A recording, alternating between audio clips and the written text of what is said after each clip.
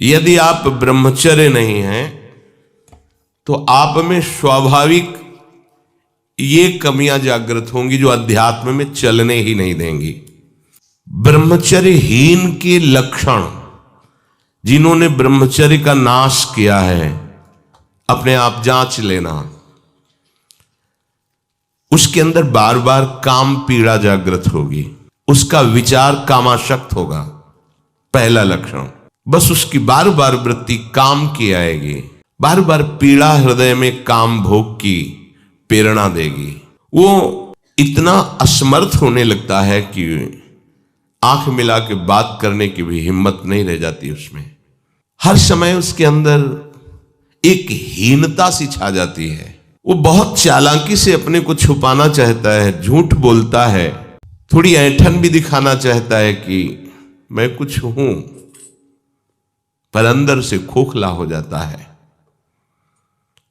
ये दुर्गुण उसके अंदर जागृत होते हैं जो ब्रह्मचर्य का नाश करता है। उसके चेहरे में प्रसन्नता कभी झलक ही नहीं सकती, दुखी व उदास, जो ब्रह्मचर्य का नाश करता है।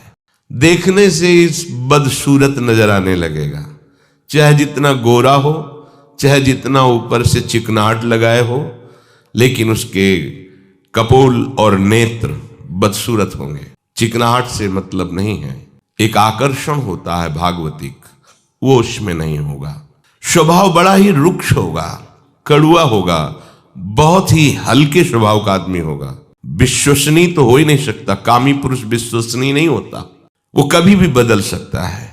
उसमें क्षमता नहीं है एक बात पर टिके रहने की। वो कसम खाए तो भी बहुत शीघ्र अपनी कसम तोड़ देगा।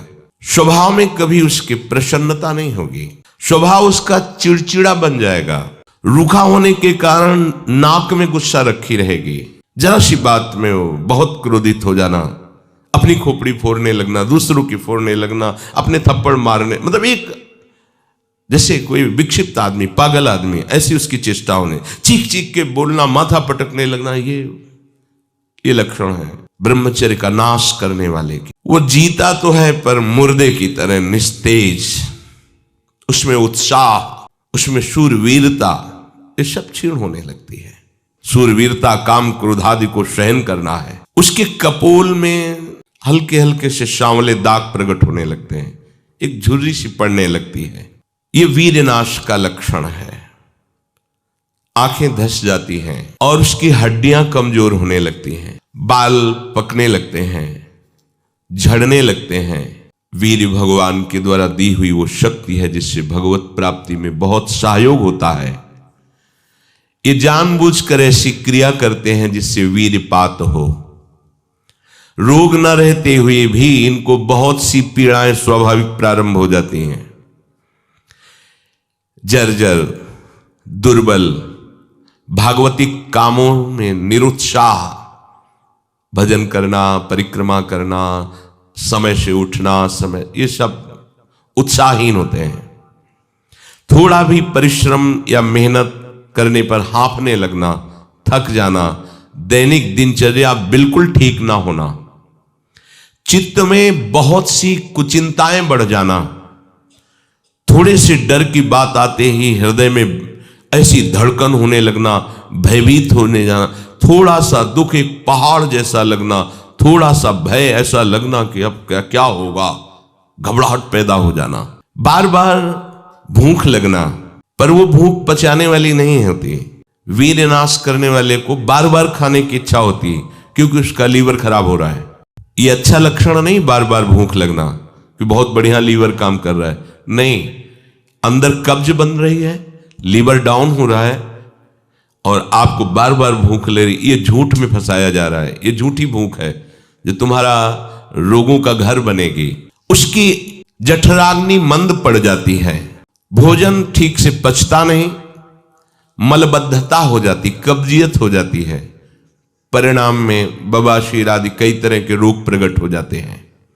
या तो नींद नहीं आने लगेगी या फिर ऐसी आएगी कि घंटों, मतलब 8-10 घंटे सोए फिर भी उठे, फिर भी आलस्य, प्रमाद, ये बना रहेगा।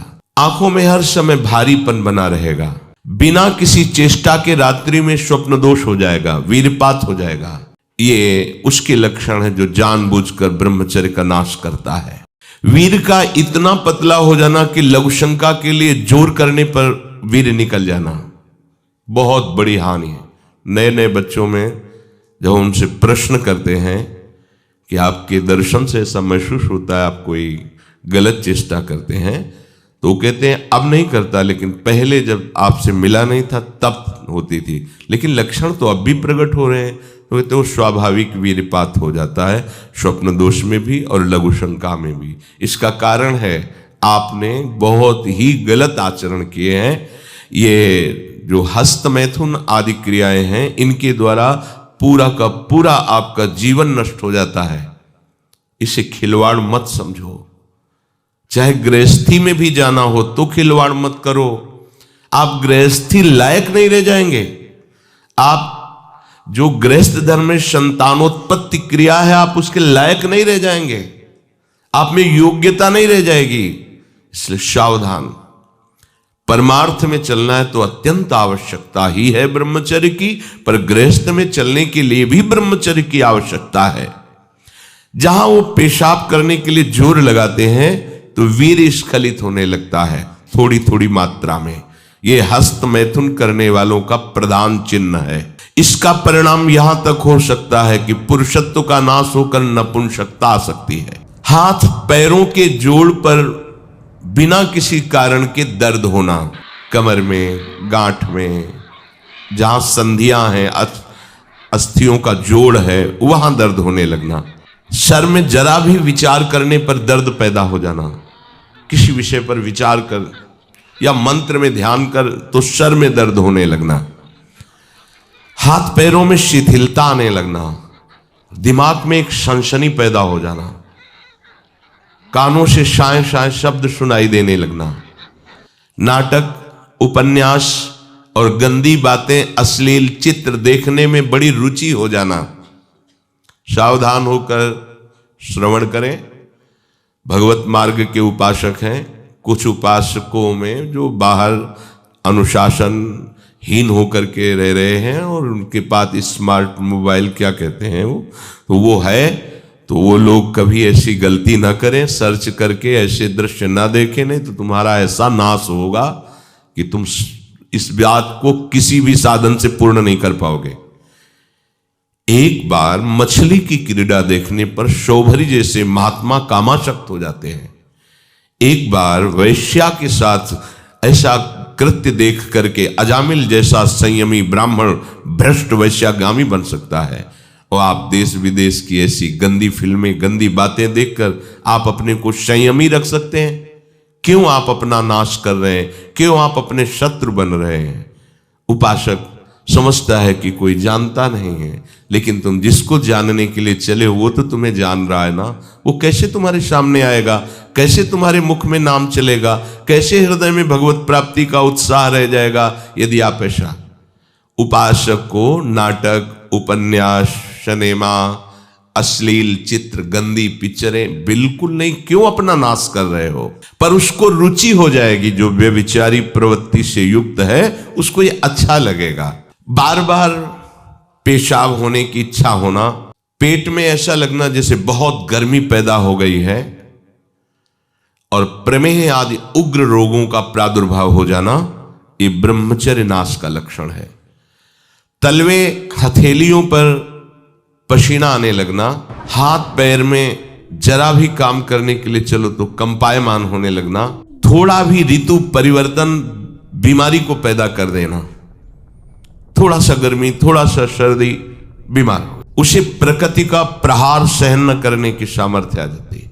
वो प्रकृति का प्रहार सहन नहीं कर सकता, ऐसी स्थिति हो जाती है। चेहरे पर मुहासे प्रकट हो जाना, कभी कभी अचानक खड़े होने पर आंखों के सामने अंधेरा छा जाना, अधिक वीरपात होने पर मूर्छा भी आ जाना, स्मरण शक्ति का ह्रास हो जाना। बहुत बार प्रयास करो फिर भी याद नहीं होगा। और ब्रह्मचर्य सही है तो एक बार बोल दीजिए, 100 वर्ष बाद सुन लेना, वो अपने आप स्थापित हो जाएगा। ज्यादा पढ़ना लिखना नहीं पड़ता।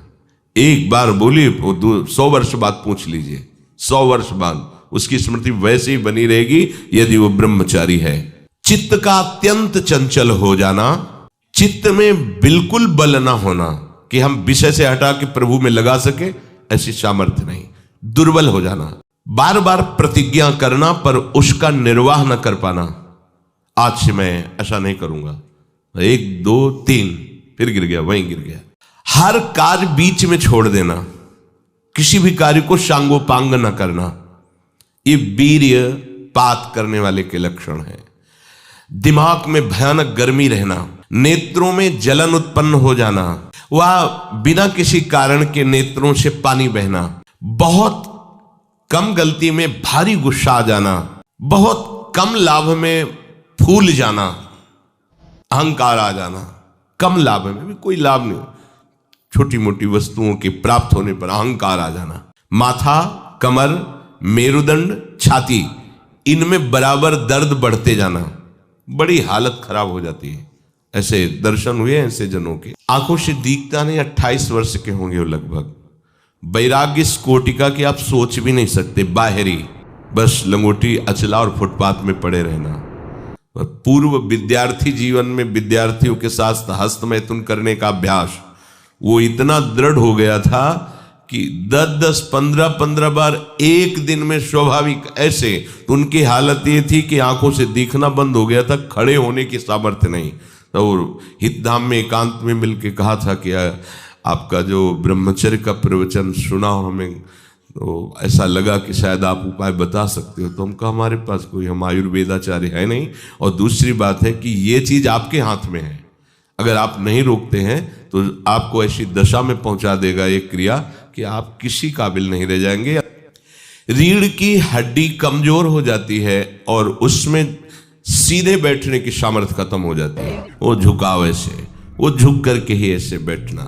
वीरपात करने वाले के मसूड़े में फूलना, मुख से दुर्गंध आना, शरीर का पसीना दुर्गंध युक्त होना। वीरवान के यहां से दुर्गंध नहीं आ सकती। जो वीरवान अर्थात जो ब्रह्मचारी है उसके यहां से दुर्गंध, उसके मुख से दुर्गंध नहीं आएगी, भले कुल्ला करे या ना करे। ये वीर में सामर्थ होती है। नाक के साइड में यहां कालिमा आ जाना, फिर वो कालिमा धीरे धीरे कपोलों में बढ़ते जाना, ये वीर नाश का लक्षण है। वीर्य नाश से उदर लंबा होना, पेट बढ़ना शुरू हो जाता है, आंतें बढ़ना शुरू हो जाती है। उसकी वाणी में मृदुता नष्ट हो जाती है, कर्कशता, रुक्षता आ जाती है, उसका स्वभाव अप्रिय बन जाता है। छाती की हड्डियां दिखने लगती हैं। वो ना तो लोक में ना परलोक में किसी भी कार्य में उत्साह करने लायक नहीं रह जाता।